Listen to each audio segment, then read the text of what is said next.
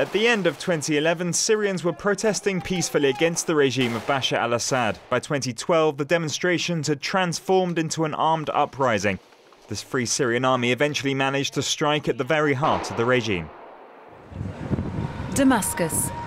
At first sight, the city looks calm, but all night long, small units of rebels have been sneaking in, infiltrating different districts, using passageways, even the sewers. By morning, some 300 Free Syrian Army fighters have entered the district of Tadamoon. Approach, approach!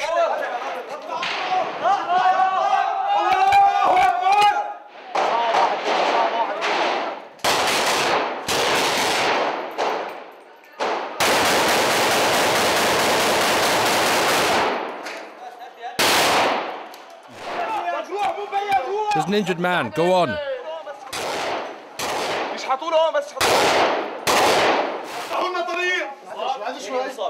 Over here, over here.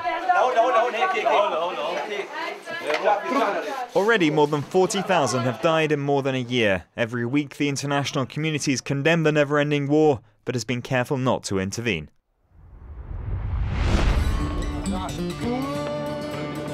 Across the border in Iraq, it was time for the US forces to pull out.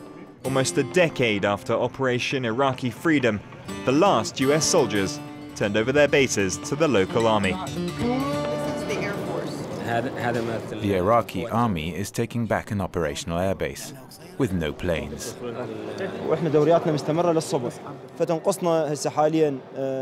Currently, we lack a lot of fighter jets and reconnaissance aircraft.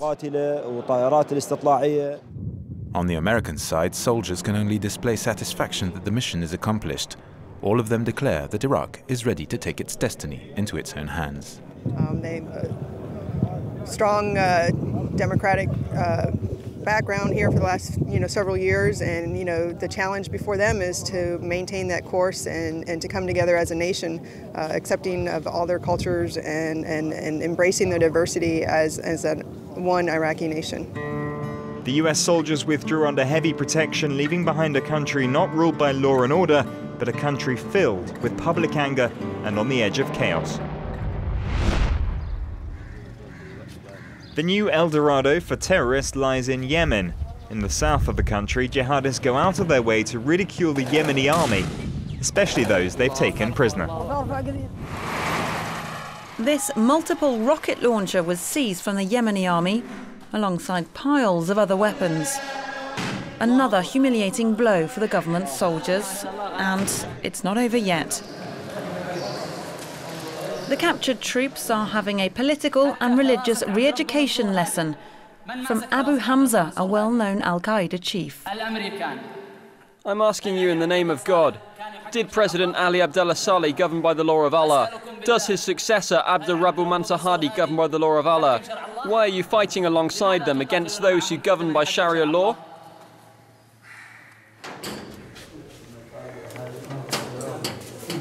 Prisoners like these have become a currency, at times exchanged for Islamist militants held in Yemen's prisons. If we're not released, then we might as well sign up with Al-Qaeda. Yeah, we'll just join the ranks of Al-Qaeda. Since this report, Islamist attacks have intensified, but Al-Qaeda has so far been kept at bay by the Yemeni army with the help of the US.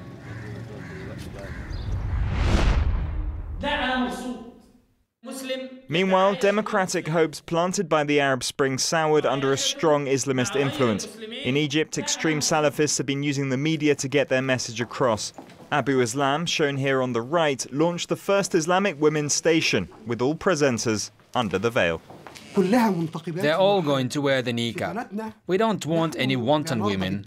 We decide what should appear on screen, and our religion has taught us to value women. They're not goods to be sold. Women are precious, and their face is most precious of all. The presenters appear to agree. Women can speak in public. It's not forbidden to make a speech, to communicate. But in Islamic law, there are limits, and women must respect them. Women, just like the rest of Egyptian society, remain divided over these issues, and Tahrir Square is still filled with protesters. Instability's also struck neighbouring Libya, with sporadic violence often erupting. In the south and east, black African Tubus have been fighting with ethnic Arab Libyans. The Tubus have taken on the role of the gatekeepers of Libya, keeping a watch over what comes in and out of the country. But we discover it's not just the traffic of weapons and drugs. The Tubus have inherited a large-scale humanitarian problem. They now have to police the massive flow of illegal immigrants hoping to make it to Europe. We are not allowed to leave. All we are asking for now is freedom. They should send us back or let us go in. Either of the two, instead of just keeping us here doing nothing. The Tubus are pressing for financial help from their government and from Europe too. But for now, it's a makeshift arrangement where laws don't apply. To try and keep control, the militia have seized the migrants' paperwork. I'm keeping the passports to make sure they don't run away. If they had their passports, they'd definitely try and escape. The Tubus have been managing the influx of immigration and trying to get international financing in return, like Gaddafi did in his time. In France, immigration became one of the major themes of the presidential election. Nicolas Sarkozy's government increased pressure on immigrants, even legal ones. Engineer Riyad, under contract, received notice that his visa would not be renewed. We invite you to return to your country as soon as possible so that you can use the knowledge gained during your studies here in France. Riyad was stunned. The French government in 2008, when he arrived, favoured selective immigration. He thought he was part of an elite actively sought by France and doesn't see why that should change now. They don't see me as an aeronautics engineer. They don't care about the degrees I've got. Politically speaking, they see me as a foreigner who has to go to get the immigration figures down. Riyad has since found a job in Belgium, where he now lives. After winning the election, François Hollande immediately relaxed immigration laws.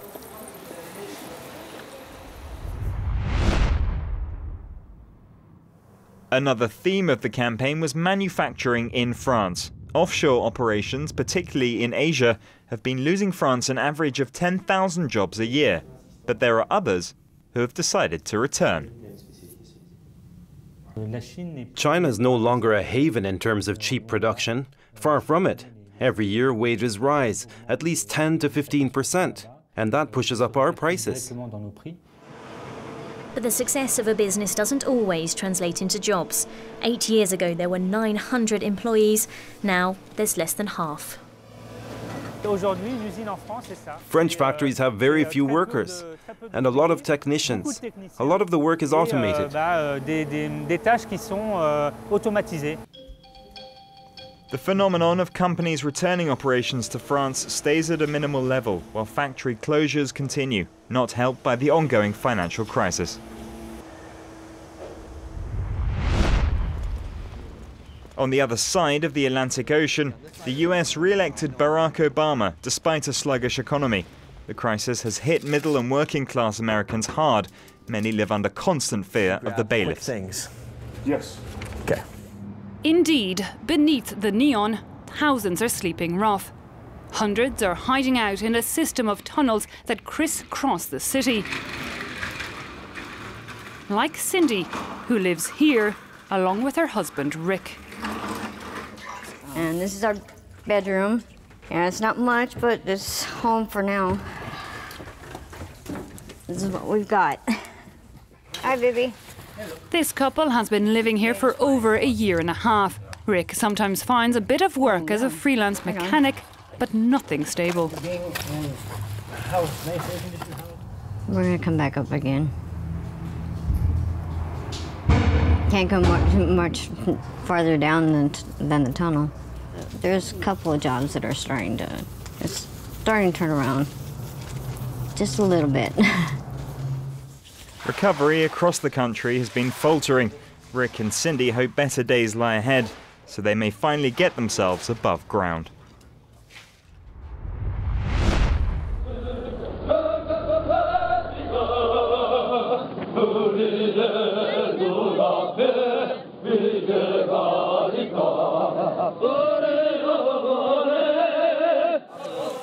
exercise early morning, get up, that's shouting. With that, it also clear the throat. So after get up, shouting, anything, whatever they like. Just the start of daily life in North Korea.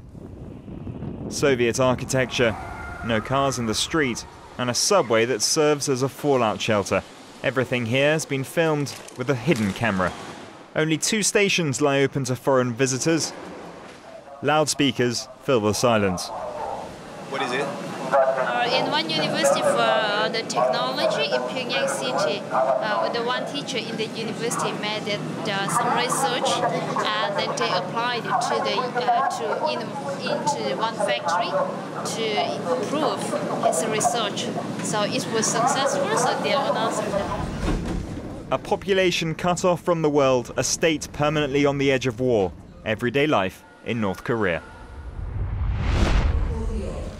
Burma was in a similar state, at least only until a few months ago. Since then, the ruling junta has released opposition figure Aung San Suu Kyi and even offered her a seat in parliament.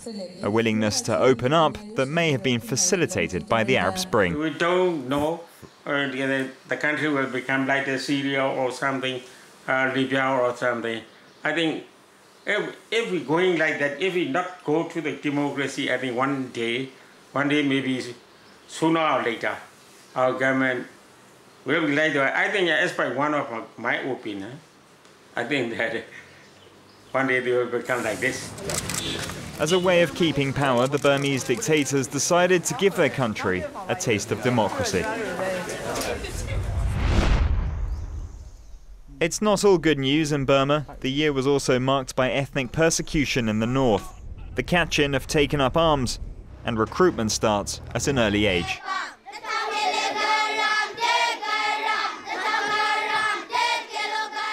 Despite the war, life must go on, like in this camp school.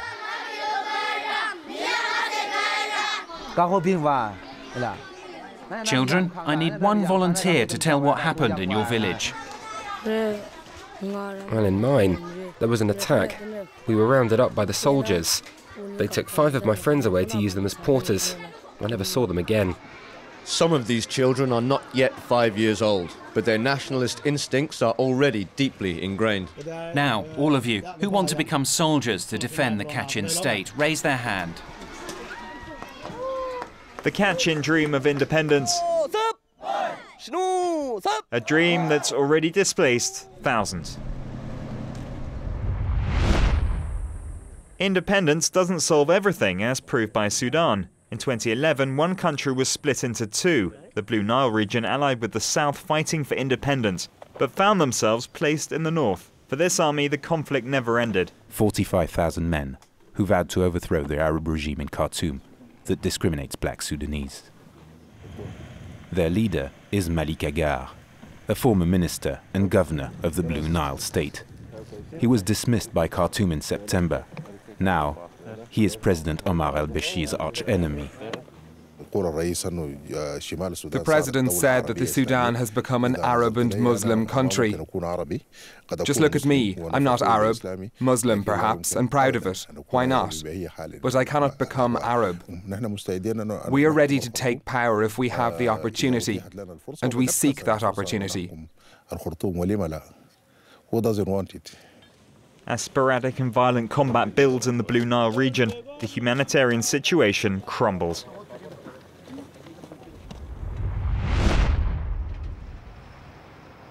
Even after peace, deep-seated grudges can lay dormant. The war in Bosnia-Herzegovina ended 20 years ago, but Serbs, Croats and Bosniaks share a divided country.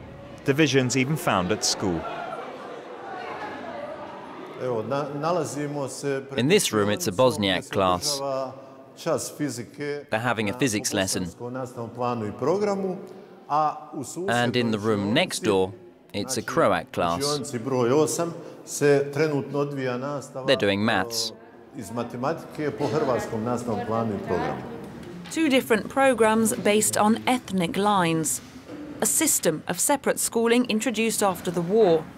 These students have grown up used to segregation.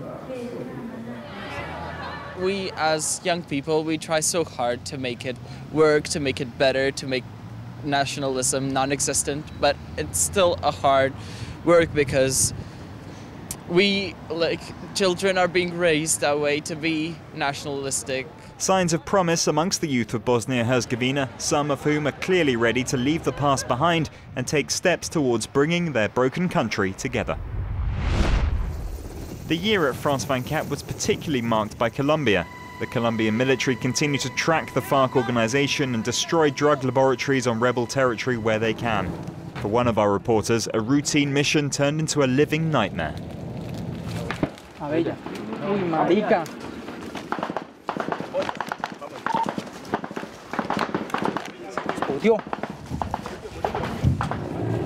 The sergeant takes me to a nearby hill, protected by another group of soldiers. A helicopter is due to bring in reinforcements and evacuate me along with the wounded. The helicopters make several attempts at landing, but come under constant fire from the FARC. On the ground, the soldiers are on their own, the only cover coming from above.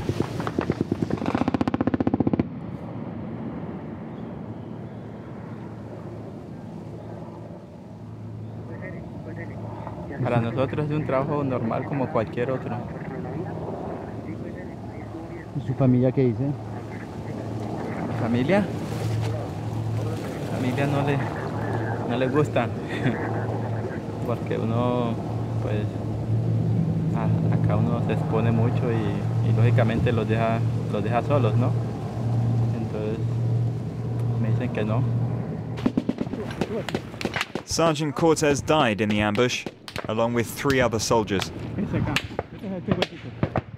Romeo Langlois, our reporter, was himself wounded and held by the FARC for 33 days. After his recovery in 2013, he will rejoin the ranks of France 24 reporters who work to bring you closer to international news.